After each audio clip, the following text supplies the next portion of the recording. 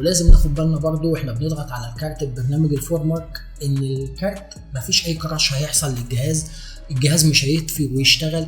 الجهاز هنا لو طفى واشتغل اكتر من مره يبقى هنا الكارت عندنا اللي احنا شغالين وبنعمل عليه تيست الكارت ده فيه مشكله. لو الجهاز عمل ريستارت اكتر من مره كل لما تيجي تضغط بالفورمارك يعمل ريستارت يبقى الكارت ده عندنا فيه مشكله. نيجي بعد كده لتاني برنامج معانا هنحتاجه وهو الجي بي يو زد. الجي بي يو زد هنا مهمته ان هو هيبدا يظهر لك كل بيانات الكارت، كل المعلومات اللي انت محتاجها عن الكارت. هنبدا هنا ناخد المعلومات اللي ظهرها لنا الجي بي يو زد ونقارنها مع البيانات اللي مرفوعه على موقع الشركه. ولازم ناخد بالنا هنا ان الجي بي يو زد بمجرد ما فتحته في كروت بتبقى كروت فيك، بمجرد ما بنفتح الجي بي يو زد بيظهر لنا في الجزء ده اذا كان الكارت بتاعنا انفيديا او اي ام دي. لو لقينا ان الجي بي يو زد جايب لنا مثلث اصفر او جايب لنا فيك يبقى الكارت ده مضروب، لان في كروت كتير بتيجي من علي اكسبريس، كروت تحت السلم براندات كده غريبه ولا تابع اي ام دي ولا تابع انفيديا ولا تابع اي حد. والكروت دي في ناس بتبيعها لحد دلوقتي وبنشوف في ناس بتبيعها وفي ناس مش فاهمه حاجه يعني واشتريتها غصب عنها من غير ما تعرف ولبسوا فيها فبيبيعوها هم مش عارفين ان الكارت ده اصلا مضروب. فلازم تاخد بالك اول ما بتفتح الجي بي يو زد بيبدا يظهر لك